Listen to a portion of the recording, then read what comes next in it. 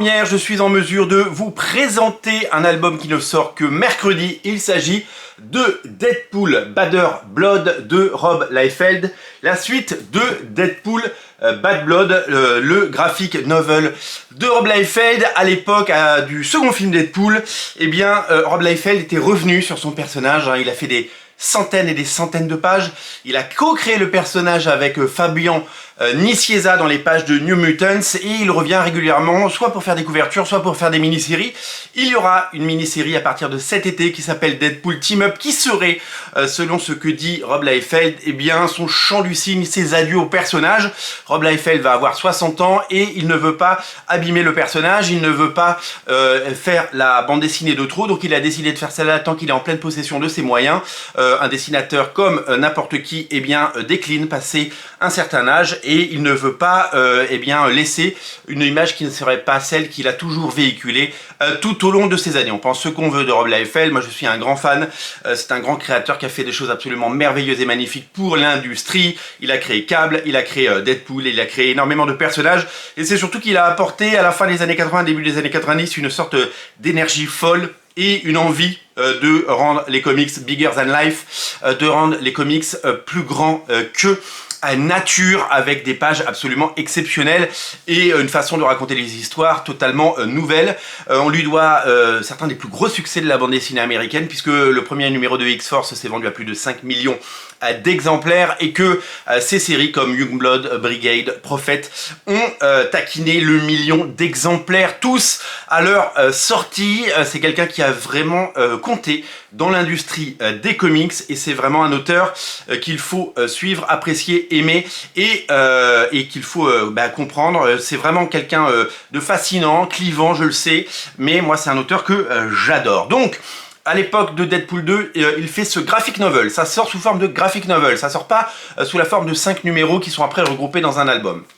Cette série, eh bien, c'est tout ce qu'on aime chez Rob Liefeld et chez Deadpool, de l'action et évidemment des scènes absolument fabuleuses, des dessins que l'on adore. Et ce goût pour l'exagération et ce goût pour le sensationnel.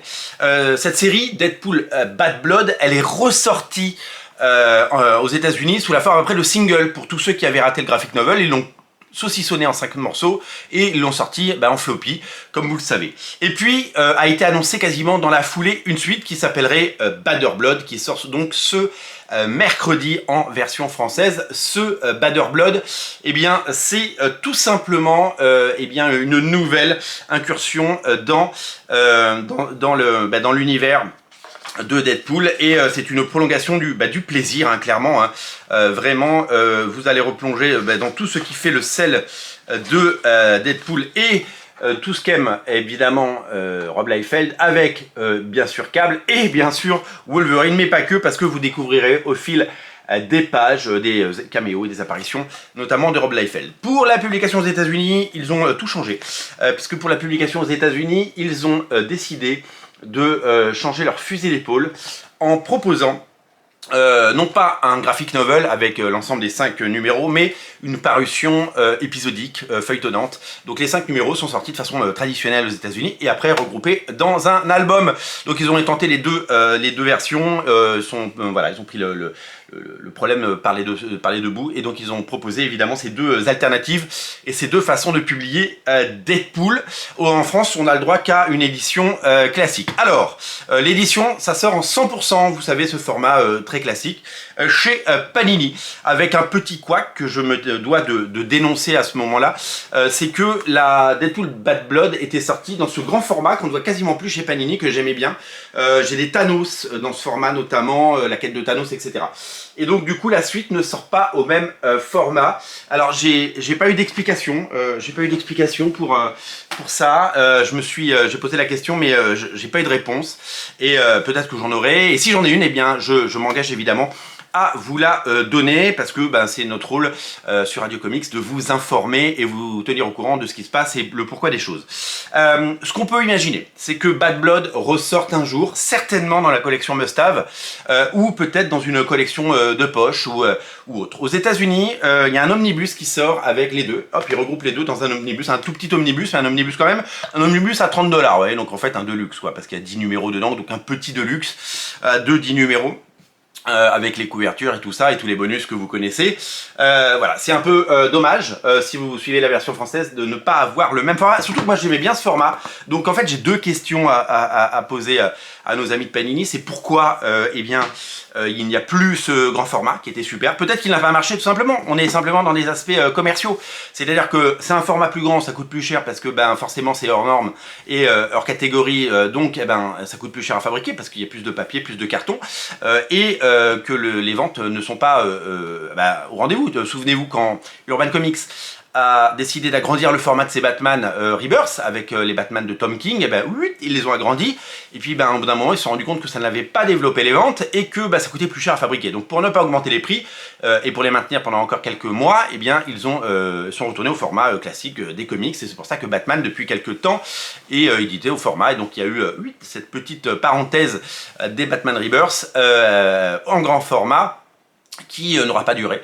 Donc ce grand format marche bien pour les graphic novels type les très beaux formats Urban que vous connaissez bien entendu, les très beaux livres que vous voyez tout le temps chez Urban, comme Layla Starr, comme Nice House on the Lake, comme Hitomi, comme Briard que j'ai adoré, comme Sacrifice de Rick Remender, comme voilà, il y en a plein d'autres, Black Science, magnifique Black Science, des bouquins absolument fabuleux.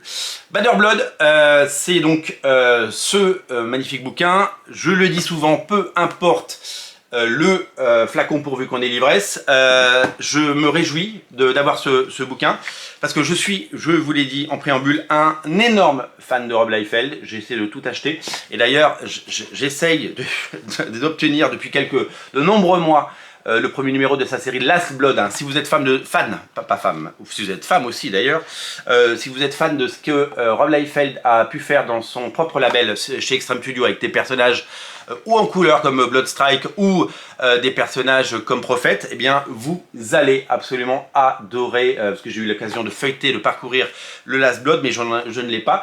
Donc moi j'ai tendance à très souvent acheter tout ce qu'il fait, vraiment je suis hyper fan.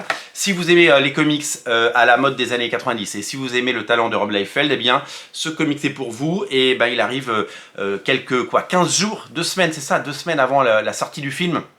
2 semaines avant la sortie du film, qui va sans nul doute remporter un franc succès et qui devrait dynamiter le box-office, qui va très bien le box-office, hein, vous le savez, avec les succès de Un petit truc en plus, Vice Versa et maintenant Le Comte de Monte Cristo, le box-office en France comme à l'international, concernant les films qui ne sont pas français, a retrouvé des couleurs après un premier semestre très compliqué pour les exploitants et pour l'industrie du cinéma. Donc Deadpool Wolverine devrait asseoir le succès et la tendance qu'il y a au cinéma depuis maintenant quelques semaines, et on s'en félicite parce qu'on aime qu'il y ait du monde dans les salles et qu'on aime qu'il y ait des succès au cinéma. Ça fait du bien aux exploitants, ça fait du bien au CNC et ça fait du bien à toute l'industrie. Voilà, donc Deadpool, Wolverine, Deadpool, il n'y a pas de Wolverine dans celui-là, Deadpool, Bad Blood, donc la suite de Deadpool, Bad Blood, à découvrir chez Panini à partir de mercredi.